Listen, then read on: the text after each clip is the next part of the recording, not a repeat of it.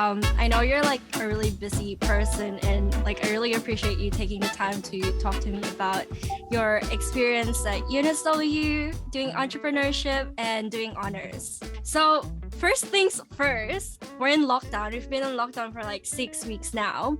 Have you had the chance to like order something off your favorite ordering app, DoorDash? DoorDash, unfortunately not. I'm kind of one of those people who's like, why would I order on the app when I can just go get it myself? Or I can just cook it myself kind of thing. But yeah, at the moment I haven't really felt that lockdown craving sudden for anything like that. But I'm sure it's soon to come. Fair enough. Have you been cooking a lot during lockdown? Actually, and this is something that's really bad, but I'm really just one of those people who does not like cooking. Like, I'm not very good at it. And I feel like this is very kind of, like, if I have to cook, then I will. And like, I can cook basic recipes, but I won't be out here like looking up new stuff and like cooking new things. No. I can definitely relate. I don't cook myself either. I'm terrible at it. I hate the cleanup like step after like cooking. Like, I just don't like it, but it's gotta be done, you know? I don't mind cleaning up. Like, I actually enjoy cleaning up. Don't like the actual cooking. I don't like having to follow a recipe. I don't like knowing that like, oh, if I mess up this step, maybe it's not going to end up well. And you call yourself a scientist. Scientists come in many different forms, man. Just sliding in the topic of science, I want to quickly ask you what led you to doing science at UNSW? Well, I mean, I always knew that I wanted to do science, and it kind of seemed like a logical choice because I really like things that are kind of like cut and dry. I don't like I feel like I struggle a lot in disciplines that are very subjective. And for me, I like being very facts oriented and having things that have a clear answer, or if it doesn't have a clear answer, then you can find a clear answer, which I know isn't really the case for all things in science. I know there are a lot of unknowns and there are a lot of things that haven't been discovered yet, but generally, right? Yeah. And so I always knew I wanted to do science. Yeah, it's really interesting, like getting to know you from BABS. Someone like you, like I thought would be like actually studying business. You're more of like a business student than a science in my eyes. I think that's interesting because like for me, I never really considered like what I wanted to get out of science when I first joined. I kind of just thought like, yeah, science is cool, like it's what I want to do, but I didn't really think like where I actually wanted to be in science. Now that you're into your honors year at UNSW, do you have a bit more of an insight as to what you want to do? I think like I'm definitely interested in like scientific enterprise, and that's definitely what I want to be doing. But I think honors has been really fun. I think to work in a lab group and to understand how researchers conduct their research and what they do, that's been really interesting. I know you work in an environmental microbiology lab. So what's your honors project about? So I'm with the Ferrari lab, and so what they do is they focus on Antarctic microbiology. And so what this really means for me is that recently they uncovered a whole bunch of Antarctic fungi that they had isolated. And they kind of realized, hang on a moment, like we have all this fungi, but we have no idea what it is. We have no idea what it does, and we have no idea why it's even in Antarctica in the first place. So what my job is to take a tiny portion of that. So I'm looking at one specific isolate, and I'm trying to find out what it is, what it does, and why it might be in Antarctica and what its role is. And what have you found about it? So far, one thing that we found really interesting about this fungi is that it emits light. We're not sure whether this is bioluminescence or whether it's autofluorescence, meaning, so bioluminescence is that it generates light itself. Autofluorescence means that it emits the light when it's excited by certain wavelengths. Why am I frozen? Oh, good. I'm back. Oh, there you go. So you're talking about bioluminescence and autofluorescence. So autofluorescence. And we're trying to figure out which one it actually is. That's so cool. Oh my gosh. And what kind of experiments have you been doing or running? So something that we're really trying to find out is how the fungi actually grows and whether it's suited to Antarctica or whether it's actually just a temperate fungi that's kind of floated its way down to Antarctica and is just surviving there. And so really trying to find out what temperatures it best grows under and what conditions it best grows under. It's been interesting.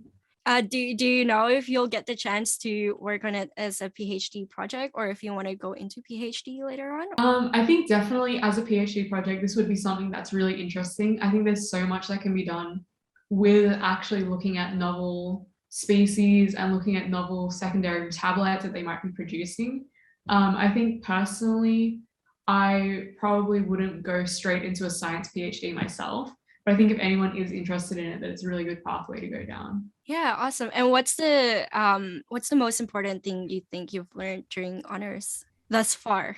I think for me, honors isn't really about the project that you're working on. It's not really about sort of like the things that you're researching. It's more about learning communication skills and like learning how to work in a research lab.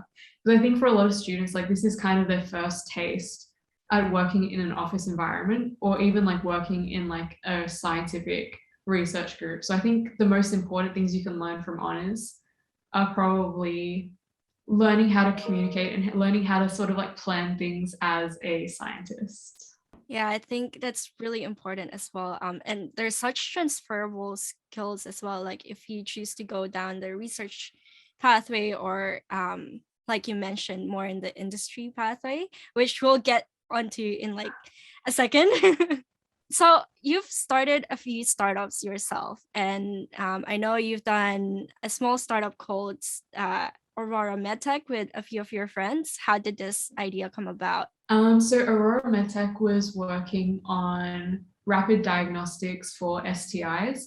So sexual health is something that's really important for young people, but it's also something that young people don't really like to talk about. And it's kind of something that you can't just bring up casually, which really is something that needs to change. So what Aurora was doing was we were making a rapid diagnostic test where young people or any people in general really could take the test and see if they had an STI from their homes rather than going to the GP, taking the test, waiting for the results, and big long process. But yeah, so that was Aurora Medtech. And so how it started was one of my friends had the idea for it, and there was a competition being run at UNSW, the Peter Farrell Cup. Mm-hmm. And he was like, hey, would you guys like to enter? I've got this idea. I think it's pretty cool. And we were just like, hell yeah, that sounds so good. And we entered it, and it was, yeah, it all just took off from there. What's something that you learned from doing Aurora? I think something that I learned is that it's never too early to start learning, and it's never too early to start kind of like diving into the career that you want to do. I think a lot of like young people get really caught up in like the cycle of like you need a job. Like to get a job, you need experience, but to get experience, you need a job, right? And I think a lot of people get really caught up in that loop, and they find it really hard to crack into the job market. And I think that's something that I felt as well, because I was kind of like, oh, I'm a student. How can I go from being a student to someone who's like, you know, in the workforce and in the industry? But really, like, I think the most important thing that I learned was that there's nothing that's like a handbook that will tell you, okay, you know, you've graduated, you've now become an alumni, you're officially in the workforce now, welcome to the industry, the door's open, come on in. Like there's nothing that's going to be saying that. Like you're the one who has to actually take the steps and do that yourself. And there's really nothing stopping people from doing that if that's what they really want to be doing. Yeah, definitely. So I recently graduated as well. So I can definitely tell you from experience, there's no handbook, there's no one to tell you what to do. And like you said, it's pretty much up to you to make up your own pathway, and you make the opportunities yourself, right? You create opportunities for yourself. And there's a lot of tools and programs like the Peter Farrell Cup that's available to us now to empower us to create our own opportunities. You now have another startup as well called Symbiote. Is that right? Yeah, Symbiote. So after Aurora, I think I kind of realized that as a student and given my situation, like I'm so thankful that I'm in the position where I can just kind of try all these new things, and I can try working in a startup. And I think for me, after Aurora, I kind of thought I really want to be putting my skills to something else, and I really want to be learning more because this is a space that I want to be in. So yeah, Symbiote was born. It's very exciting. And when you first talked to me about it, you said it was like addressing a problem in space where it's quite expensive to send in some materials up into space. Yeah, How has yeah, that idea evolved to now? yeah, that's really interesting.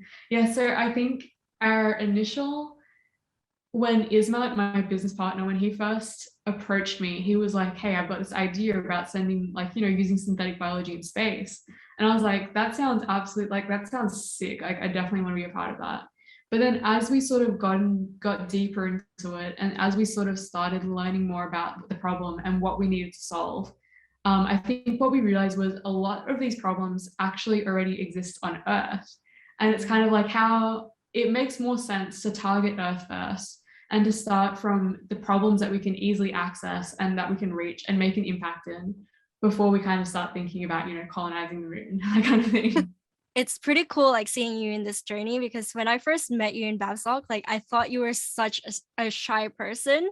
Like in the Oh yeah. meetings, like you were sitting in the corner, like you were quiet and like quietly taking in the discussions like in the first few weeks. And then like a few weeks later, you actually stepped up into the role of social events coordinator, and eventually we became co-president the following year. What do you think is your biggest achievement in Babsock is? I think that's really interesting that you mentioned that. And I think like some people don't really believe me when I say it, but I think generally I am quite a shy person. Like if I like obviously like I can talk to people and it's not like I'm just like, oh, like, I don't want to say hi, like kind of thing. But it's something that I really have to kind of like hype myself up for and I have to think like, all right, I'm gonna talk to this person, like I'm gonna say this at this time, it's gonna be fine. Like I have to really hype myself up to do it. And I think joining Babsock was something that was very, very scary to me. Like I do not like change. I don't like trying new things. Like I can do it, but it's not something that's naturally what I want to be doing. So joining Babsock was really me going out on a limb and trying something that I didn't really want to do, but I knew that I would like, that I would actually enjoy. So yeah, I remember starting and I was a subcom and I was very scared. I was like, there's a lot of Yeah. people that I don't know. I think my greatest achievement in Babsock has probably been, yeah, like you mentioned, we were both co-presidents together, and I think that's like an achievement in itself. But I think Yeah. for me, the biggest achievement was being able to see people join, starting off like me, being like very shy and kind of not really wanting to speak up during meetings or not really knowing what to say or wanting to contribute. And then seeing them now in like big positions and like actually being active members in the group chat and being active members in the society and reaching out to other people and doing the same thing. I think for me, seeing that personal growth in other people and seeing that I have helped them and that I have been able to guide them in this journey, that's my biggest achievement. You actually worded it quite perfectly, so I'm now speechless.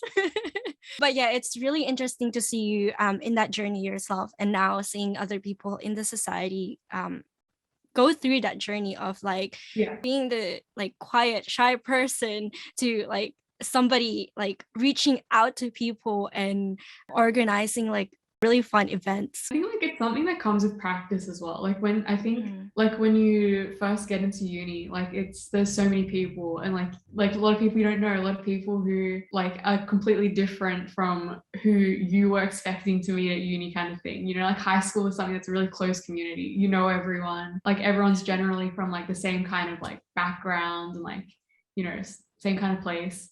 And then you go to uni and suddenly everything's different and like like a million times more people. Like it's scary. Yeah, now that you mentioned uni being scary, what was your first year at uni like? We talked about like we talked about Yeah, honors year, and we talked about a bit of like your Babsock experience. What was yeah. first year? What was going into uni like for you? First year Alinta, wow, what a time. First year, I honestly I loved first year. I think for Yeah. me, I was very first year me was very different to like the like me that I am now, I think. Like, I think going into uni, I was very sort of focused on, okay, I'm going to uni, I'm learning this, I need to learn this content, and I'm here to get good grades, kind of thing. Like, I think in first year, I didn't really do any extracurriculars because I was like, okay, you know, I'm here to learn. Like, that's what uni is. Yeah. And it wasn't until second year when I sort of realized, like, okay, wait, there's so much more that uni actually has to offer. But yeah, first year we had a really good time. I remember a lot of going to Roundhouse, Mm. playing pool at Roundhouse. That was very fun. I went to all my lectures in first year. I remember I was also working at Woolies during first year. So that was also something that was really fun for me. I worked at Woolies for 4 years. 4 years, that's a Yeah, long through high school. time. Throughout high Yeah. school and in first year, I worked at Woolies as well. That was fun. Yeah, first year was a good time for me. Did you ever go to any of the uni parties? Like a society party or something No, that art did? I remember I didn't. I'm not really like, I feel like I'm kind of like, I'm like one of those people who says that they're like an old person, and it's like I'm not about like staying out late. Like, I'm tired, man. Like, just let me get home and rest. Mm. But that being said, in lockdown, I do miss going out. Yeah, we've been in lockdown. We're on our second lockdown in Sydney, and it's been 6 weeks since. Have you found any hobbies to do at home? Yeah, I'm trying to teach myself how to play guitar. It's not going great. Yeah. But that's been fun. I'm very into music, so I have a lot of instruments that I've collected over the years. Right now I'm trying out guitar and it's going so. Oh my gosh. Do you have any advice for me? I'm learning the ukulele, and I'm doing okay. I still have trouble with like the strumming, but yeah, do you have any advice for anyone else like myself learning instruments? I don't know, because I feel like for me, my main barriers in playing instruments is that I don't like deviating from what I think I'm supposed to be doing. So if I'm like, oh, okay, I play the chord like this, then it's like I can't make the variations and I can't like give it like this, like the kind of like, I can't give Personal it the style? deviations that it needs to sound right. I don't know. When I'm watching tutorials, like I have to follow it exactly. Like I don't know how to Yeah. make it personal yet as well. I think that's something that comes with time. Like, once you actually know what you're doing, then you're like, okay, I can make this variation here. But I need to stop being more so methodical about it. That's my advice. Don't be scared. What songs have you been like practicing on? So my favorite genres are like, I really like 70s folk rock. So I play a lot of that. I usually play guitar and I sing at the same time. So it's been very fun. Have you had like professional coaching? I did do some lessons in high school, but it was mostly just like for fun. Like, it was Yeah. nothing serious. Another hobby that I know you have is nail art. I love your I love it. But my nails right now, they're looking very boring. I'm not sure if people can oh see. Looking yeah. very boring at the moment. For me, like, nail art is fun because it's relaxing. Like, it's something like, you know, you can't do anything once your hands are waiting to dry. So you just literally have to relax. That's why I like it. I'm the opposite. I get stressed when I'm doing my nails because I can't like do it straight. Like I always end up having like splatters of paint all over my fingers, and then I'm like, oh no, I have to start again. About patience, man. You got to do like tiny layers until it all dries. Yeah, that's something I definitely have to work on. I've got some photos here that I want to share, and Okay, I I'm want to very ask you excited. about them. Yeah, so this is the honors group within my lab, within the Ferrari lab. So if you look from left to right, that's Jordan, that's Tom, it's me, and that's Ali.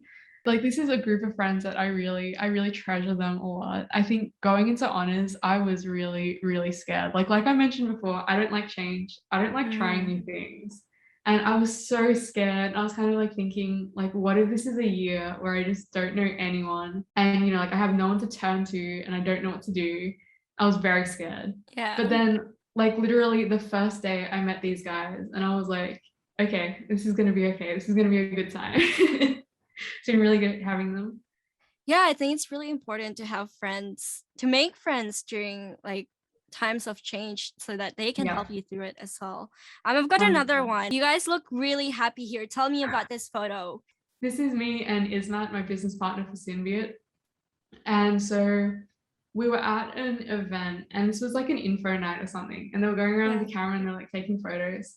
And I think like for me, like this goes back to what I was saying before about how like I think it's hard for young people to know what to do in the workplace and like how to act professionally. And it's like not something that anyone teaches you either. Like there's no sort of like, I mean, like there are professional development courses, but like they're not going to tell you stuff about like how to act when you're at an event kind of thing, right? Yeah. So we were at the event and they were like, okay, we're going to take a photo of you guys. And we're just like, oh, okay. And we're just kind of standing there like, what do we do?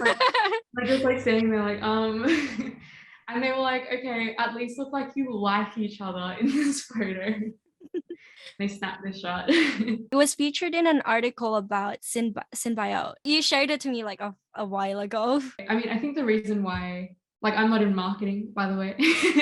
The reason why they chose this photo is because I think it's really important to emphasize that when you have a co-founder in a business, or like you're working with someone on like such, like when you're working with someone on such a high level, like I think you really need to remember that you need to know that they have your back, and then you need to know that like this isn't someone who you're going to find out later on like, oh, you know, I actually don't really like them. I don't really like working with them. So I think having like a kind of founder synergy and actually knowing who you're working with and actually enjoying working with them makes it a lot easier, makes it a lot more enjoyable. Yes, I 100% agree with that. That's why we've worked so well together as co-presidents in I agree. Yeah. that's our class year. Yeah. So it's really important to know that your partner's got your back, and that they know that you've got their back as well. Oh, no, I was gonna say it's like similar to like the picture of me and like my honors cohort in my lab. Like your environment really influences how you feel, and when you're around people that make you feel happy and that like lift you up, it makes so much more of a difference. Tell us about this petri dish with the dried up agar. I'm so glad you brought this up. This is one of my favorite photos in the entire world. Yeah. What I was doing here, I was measuring the fungi each week to see how much it had grown. Mm-hmm.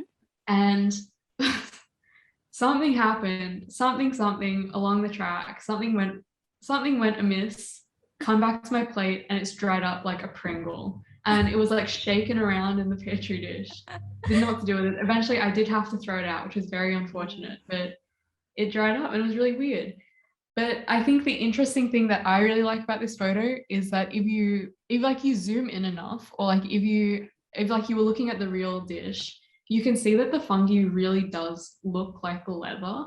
It looks like leather. Like I think bit of like a nerdy moment, but looking at that, like the white part, it really made me realize like, yeah, this is how they got all that micro technology leather going. I thought it was really cool.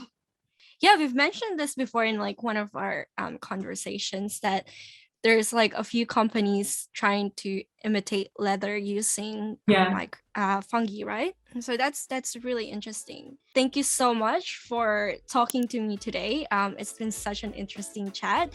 What can we expect next from you? Well, so right now Symbiote we're going through an accelerator. We're going through the UNSW Health 10X. And we do have a demo day coming up, so stay tuned for the details of the demo day.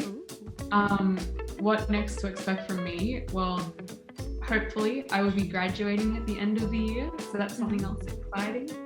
And hopefully I will be able to showcase my guitar talents next time I speak to you. I'm excited to see your progress with playing the guitar, and thank you so much again for speaking about your experience at UNSW, doing honors, starting up your own businesses, and some of the few key lessons that we've gotten from you. No worries. Thank you, Justine, for having me on.